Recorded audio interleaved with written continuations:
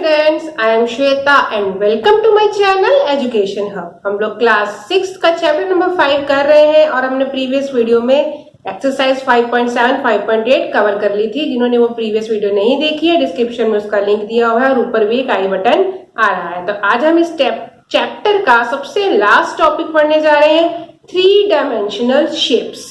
तो स्टार्ट करते हैं हम इस टॉपिक को। 3 डायमेंशनल शेप्स, ये मैंने कुछ शेप्स बनाई हुई है। ये है 3 डायमेंशनल शेप्स। अब 2 डायमेंशनल और 3 डायमेंशनल में क्या डिफरेंस है ये हम सीखते हैं। हमने अभी तक कौन सी शेप्स पढ़ी हैं? हमने अभी तक 2 डायमेंशनल शेप्स को पढ़ा है। 2 डायमेंशनल का मतलब 2 डायमेंशन, ये हो गए 1 डायमेंशन और 2 डायमेंशन। जैसे इसमें हमने क्या पढ़ा? स्क्वायर को पढ़ा, रेक्टेंगल को पढ़ा, सर्कल को पढ़ा, कोन हो गया, ट्रायंगल हो गया। जितनी भी शेप्स है ये सारी की सारी क्या आती है? 2 डायमेंशन। क्योंकि हमें इसका सिर्फ फर्स्ट वाला फेस, फ्रंट वाला फेस नजर आ रहा है, हमको इसके आगे पीछे का कुछ नजर नहीं आ रहा, हमें सिर्फ इसकी शेप नजर आ रही है, फ्रंट फेस नजर आ रहा है, उसको हम बोलते हैं 2D शेप्स। अब 3D शेप्स, 3D शेप्स का क्या मतलब होता है? 3D शेप्स, 3D शेप्स का मतलब जैसे कि इस डायरेक्शन से भी हमको दिख रही है, हमें इस डायरेक्शन से भी दिख रही है, हमको बैक साइड से भी वो फोटो नजर आ रही है, वो पिक्चर नजर आ रही है। ऐसी पिक्चर जिसको हम फ्रंट से भी देख सकते हैं, ऊपर से भी देख सकते हैं और ये मतलब बैक साइड से भी हम उसको देख सकते हैं। तो ऐसी पिक्चर्स की ही मैंने कुछ यहाँ पर इमेजेस बनाई हैं। अब हमने सर्कल पढ़ा था। सर्कल की तो हमें सिर्फ शेप नजर आती है कि फ्रंट से नजर आ रहा है कि ये कोई चीज सर्कल में बनी हुई है। पर सर्कल को अगर हम देखेंगे 3D शेप में तो ये क्या है? एक फुटबॉल आप लोगों ने देखी हुई है, स्फीयर का रूप होता है। स्फीयर को हम 3D शेप बोलते हैं। फुटबॉल, फुटबॉल जिसको हम महसूस कर सकते हैं, जो हमारे रियल लाइफ के ऑब्जेक्ट्स, ये ऑब्जेक्ट्स हमारे रियल लाइफ में ज्यादा नहीं मिलते हैं 2D शेप्स के। 3D शेप्स जो हमारे रियल लाइफ के ऑब्जेक्ट्स होते हैं, जैसे कि हो गया फुटबॉल, ये क्या है? हमें पूरी फुटबॉल हमें स्फीयर के रूप में नजर आ रही है, तो ये एक 3D शेप है। The ball is a sphere. अब हमने कोन पढ़ा था, ट्रायंगल पढ़ा था। ट्रायंगल का ये देखो शेप, ये हमारा हो गया कोन, यानी कि आइसक्रीम का कोन जो हमें पूरा 3D शेप में नजर आ रहा है। ये हो गया सिलेंडर, ये हमें सिलेंडर का शेप नजर आ रहा है। ये सारी 3D फिगर्स हैं। ये हो गया बॉक्स, हमने रेक्टेंगल पढ़ा, स्क्वायर पढ़ा।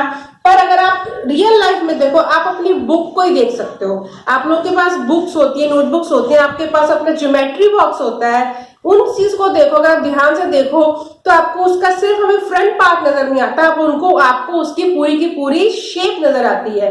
तो इसी तरीके से आप अपनी बुक देखोगे तो बुक में आपको उसका ये वाला फ्रंट नजर आएगा, ये उसका ऊपर का हिस्सा, ये उसके साइड का, तो ये आपको सारे हिस्से नजर आते हैं। तो इसको हम क्या बोलते हैं? क्यूबॉइड, यानी कि 3D शेप में इसे क्या बोलेंगे? क्यूबॉइड।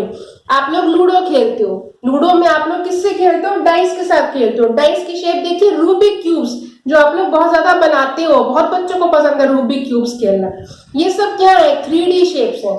इनमें हमें इनका फ्रंट भी नजर आ रहा है, इनका बैक भी नजर आ रहा है। अब आप लूडो की डाइस देख लो, उसमें 1 से लेकर 6 तक अलग अलग फेसेस में उसकी वो नंबरिंग लिखी होती है, तो हम सारे फेसेस देख सकते हैं ना। तो वो वाली शेप जो होगी हमारी, the die is a cube, इसको हम क्या बोलते हैं? क्यूब, क्योंकि इसकी सारी साइड्स बराबर होती है। इसी तरीके से एक आ गया हमारा पिरामिड। पिरामिड भी हमारा क्या शेप होती है? उसकी भी 3D शेप होती है, जिसको हम सब तरफ से देख सकते हैं। तो उम्मीद है आपको समझ में आ गया है कि 2D शेप क्या होती है और 3D शेप्स क्या होती है। अब हम 3D शेप्स का बारे में और डिस्कस करते हैं। हमने समझा कि 2D शेप्स और 3D शेप्स में क्या डिफरेंस होता है। हमारे रियल लाइफ में जो ऑब्जेक्ट्स होते हैं वो मैक्सिमम 3D शेप्स के ही होते हैं। तो हम 3D शेप्स में फेसेस, एजेस एंड वर्टिसेस क्या होते हैं इसके बारे में सीखते हैं। मैं आपको समझाने के लिए एक रूबिक क्यूब जो आप लोग जिससे खेलते हो वो लेके आई हूँ। ये क्या है? ये 3D शेप है। इसके यहाँ इधर कितने सारे हमें दिख रहे हैं। तो हमारे को सीखना सबसे पहले फेस।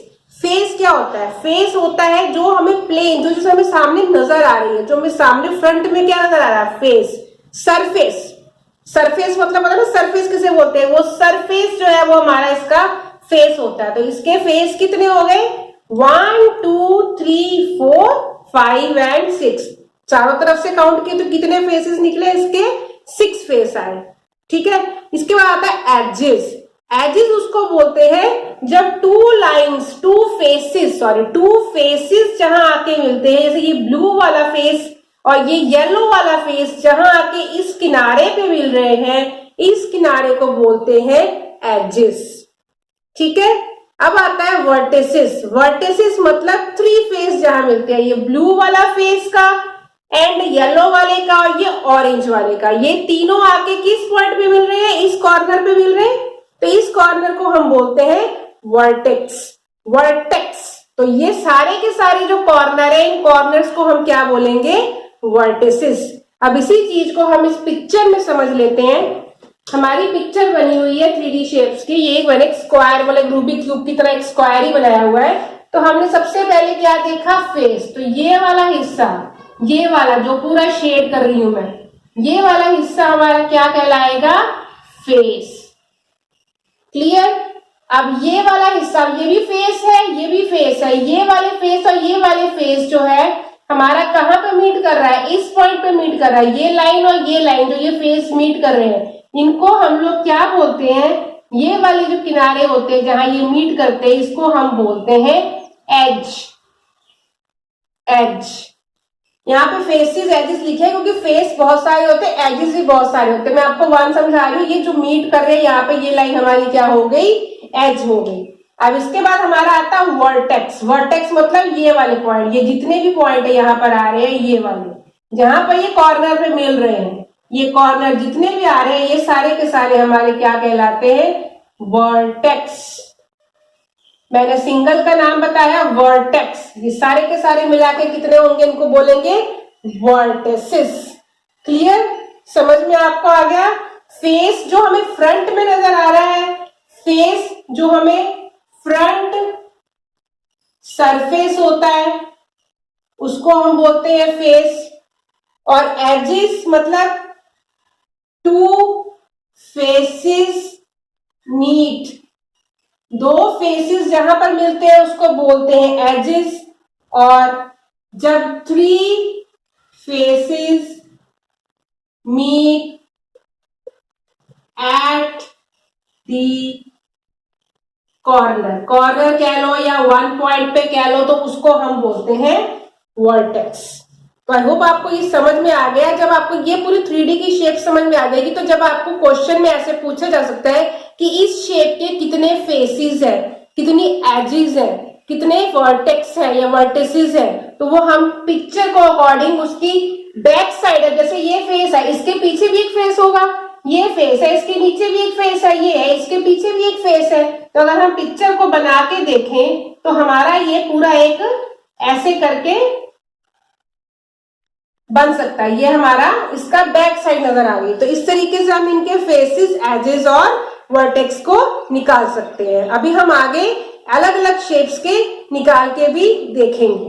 तो लास्ट टॉपिक सीखते हैं, पिरामिड एंड प्रिज्म। आप लोग नाम सुने होंगे पिरामिड और प्रिज्म। बहुत से बच्चे कंफ्यूज हो जाते हैं पिरामिड और प्रिज्म में क्या डिफरेंस होता है। तो हम इस पिक्चर में यही डिस्कस करेंगे कि पिरामिड क्या होता है और प्रिज्म क्या होता है। आप आने वाली क्लासेस में पढ़ोगे, जाके प्रिज्म के बारे में पढ़ोगे। प्रिज्म वो होता है जिसमें से जब सनलाइट क्रॉस करती है तो वो 7 डिफरेंट कलर्स बनाती है, तो प्रिज्म वो होता है। पर पिरामिड में ऐसा नहीं होता। पिरामिड और प्रिज्म में क्या डिफरेंस है, पिरामिड वो होता है जिसका सिर्फ एक बेस होता है, सिंगल बेस होता है, और ऊपर जाके एक पॉइंट पे वो लोग मिल जाते हैं, single base. A pyramid is a shape with a single base, the other faces are triangles। अब ये समझ लो, ये मैंने बनाई है शेप, ये एक स्क्वायर शेप है। स्क्वायर से सब तरफ से ट्राइंगल की शेप ऊपर आके मिल रही है एक पॉइंट पे। एक यहाँ पर इनका समझ लो, ये इनका एक पॉइंट पे मिल रहे हैं, यानी कि एक वर्टेक्स पे जाके वो मिल रहे हैं। तो एक पॉइंट पे आके ये एक ट्राइंगल बन रहा है, ये ट्राइंगल बन रहा है, दो ट्राइंगल हमारे इसके पीछे बन रहे हैं। एक बेस और ऊपर आके एक वर्टेक्स पे यानी एक पॉइंट पे आके मिलते हैं, उनको हम बोलते हैं पिरामिड। बेस उसका स्क्वायर या ट्राइंगल हो सकता है, पर उसके जो साइड्स है, अदर फेसेस है, वो हमेशा ट्राइंगल ही होंगे, तभी तो ऊपर आके एक पॉइंट पे मिलेंगे। तो ये होता है पिरामिड। और जो हमारा प्रिज्म है, प्रिज्म में क्या डिफरेंस है, प्रिज्म के 2 फेसेस होते हैं। वन फेस ये हो गया, वन इसके पीछे बैक साइड पे हमारे टू फेस हो गए।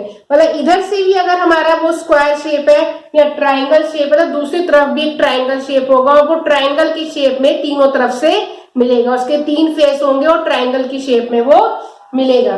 A prism has to identical basis, base एक बेस और टू आइडेंटिकल मतलब सेम टू सेम, जितना साइज इधर है उतना ही साइज का उधर उसका दूसरा बेस होगा। इसको ये ट्राइंगल शेप बनाई है तो ये ट्राइंगुलर प्रिज्म हो गया। मान लो कोई प्रिज्म ऐसा है जिसकी रेक्टेंगुलर अगर हम बना दे तो ये इसका ड्राइंग में वो बनाऊंगी तो ये हमारा बन जाएगा स्क्वायर का, जिसका रेक्टेंगल बेस का। तो ये it if the prism has a rectangular base it is a rectangular prism. तो टू बेसिस हो गए और उसकी अलग अलग साइड्स हो गई, तो इसमें से हम लाइट पास करते हैं तो ये होता है हमारा प्रिज्म। क्लियर? प्रिज्म मतलब two bases, two identical bases, और पिरामिड मतलब जिसमें वन बेस एंड ऊपर वो एक पॉइंट पे आके मिलते हैं। अब हम सीख लेते हैं कि हमारे जो 3D शेप्स होती हैं इनके फेसेस, एजेस और वर्टिसेस हम कैसे काउंट कर सकते हैं। ठीक है, हमें क्वेश्चन ऐसा आ सकता है, कोई भी शेप दे सकते हैं और हमें बोला जाएगा कि इसके फेसेस बताओ या इसके एजेस या इसके वर्टिसेस बताओ। तो पहले वाला मैं आपको अकॉर्डिंग टू इसके समझा देती हूँ। ये हमारा क्यूबॉइड की शेप है, हम क्यूबॉइड का पहले कर लेते हैं। क्यूबॉइड और रेक्टेंगुलर का सेम ही होता है, हमें सबसे पहले क्या निकालनी है, फेस निकालने हैं। तो ये हो गया हमारा 1 2 3 4 5 एंड 6। तो इसके फेसेस कितने हो गए, 6 हो गए। ये हो गया 1, ये 2 फेस, ये 3 फेस, ये 4 फेस, ये पीछे वाला 5 और ये फ्रंट वाला हमारा ये पूरा का पूरा फ्रंट वाला 6 हो गया। ये साइड वाला हो गया, ये साइड वाला हो गया, ये नीचे वाला, ये ऊपर वाला, टोटल मिला के हमारे कितने फेस हो गए, 6 फेसेस हो गए इसके। ठीक है, अब आ गया एजेस। अब एजेस काउंट करने हैं, 1 2 3 4 इधर हो गए। अब ये 4 तो काउंट हो गए, फिर हमने यहां से क्या है 4 5 6 7, ये तो हम पहले ही काउंट कर चुके हैं, 7 हो गए। फिर हमारा क्या आ गया 8 9 10 और फिर आ गया हमारा 11 12। हम इसको फिर से काउंट करके आपको समझाती हूँ। इसमें देखो ये हो गया 1 2 3 4 5 6 7 8 9 10 11 और ये वाला जो लाइन जो रह गई थी ये हो गया 12। आपने क्या करना, हर एक लाइन को कट कर करके काउंट कर लो, जितनी लाइनें बनी है उतने हमारे कितने हो गए, एजेस हो गए। मैंने काउंट करके बता दिया आपको टोटल कितने हो गए, 12 हमारे एजेस हो गए। ठीक है, ऐसे ही काउंट करना है आप इमेजिन करके। वर्टिसेस, वर्टिस कितने हो गए, 1 2 3 4 5 6 7 एंड 8। वर्टेक्स हमारे कितने हो गए, ये देख लो 1 2 3 4 5 6 7 8। ठीक है, तो ये हो गए हमारे 8 वर्टिसेस। तो क्यूबॉइड ये हमारी कौन सी शेप है, ये हमारी शेप है क्यूबॉइड की। तो क्यूबॉइड के फेसेस हम अभी निकालते हैं। ये हमारा हो गया क्यूब और ये हो गया हमारा स्क्वायर पिरामिड। ठीक है, तो स्क्वायर सॉरी क्यूब और क्यूबॉइड में कोई डिफरेंस नहीं होता, सिर्फ डिफरेंस इतना होता है कि क्यूब में सारी जो हमारी एजेस होती है बराबर होती है, क्यूबॉइड में हमें आमने सामने वाली एजेस अलग होती है, ये अलग होती है, पर काउंट करने में दोनों का सेम ही आएगा। तो इसके भी फेस हम काउंट कर ले 1 2 3 4 5 6, तो 6 इसके फेसेस हो गए। इसी तरीके से हमने एजेस काउंट की तो हमारी एजेस भी कितनी हो गई, इसकी भी 12 हो गई और वर्टिसेस भी हमारी इसकी 8 हो गई।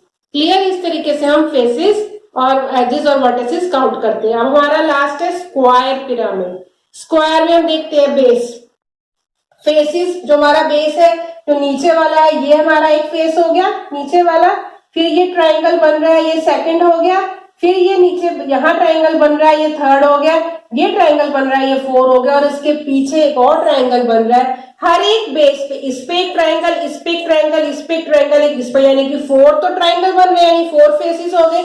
और जो नीचे वाला बेस है वो एक हमारा स्क्वायर बन रहा है, तो हमारे टोटल 5 फेसेस हो गए। तो फेसेस कितने हो गए इसके, 5 हो गए। अब इसके बाद हमें एजेस गिनने हैं। एजेस हम कॉर्नर नीचे वाले 4 हो गए कॉर्नर, यानी कि 4 वो हो गए, और ये कितने मिल रहे हैं 1 2 3 एंड 4, 4 प्लस 4 कितने हो गए 8। तो हमारे एजेस इसके कितने हो गए 8 हो गए। अब यहाँ पर हम वर्टेक्स नहीं यूज कर रहे हैं, यहाँ पर हमारा आ रहा है कॉर्नर। तो कॉर्नर कितने आ गए, कौन कौन से कॉर्नर पे मिल रहे हैं, ये हो गया 1 2 3 4 एंड 5, नीचे के 4 कॉर्नर्स और ऊपर वाला 5 वाला कॉर्नर। तो क्लियर, समझ में आ गया आपको। फेसेस भी 5 हो गए हमारे, एजेस 8 हो गए और कॉर्नर हमारे 5 हो गए। तो आई होप आपको ये पूरा कंसेप्ट 3D शेप्स का अच्छे से समझ में आ गया। 3D शेप्स में क्या डिफरेंस होता है, इनके फेसेस, एजेस और वर्टेक्स कैसे नापते हैं, और पिरामिड और प्रिज्म में क्या डिफरेंस है। तो आज के वीडियो में इतना ही। अगर मेरी वीडियो को पसंद करते हो तो उसको लाइक जरूर किया करो और मुझे कमेंट जरूर किया करो, जिससे मुझे पता चले कि आपको मेरी वीडियो अच्छी लग रही है, या कोई अगर उसमें कमी है तो मैं उसको क्लियर कर सकूं। मुझे कमेंट करके जरूर बताया करो, मुझे मोटिवेशन मिलता है आपके कमेंट से। तो मेरी वीडियो को लाइक जरूर करना, शेयर जरूर करना अपने फ्रेंड्स के साथ, और मेरे चैनल को भी सब्सक्राइब जरूर करना। तो मिलते हैं नेक्स्ट वीडियो में इसी की एक्सरसाइज के साथ, तब तक के लिए बाय।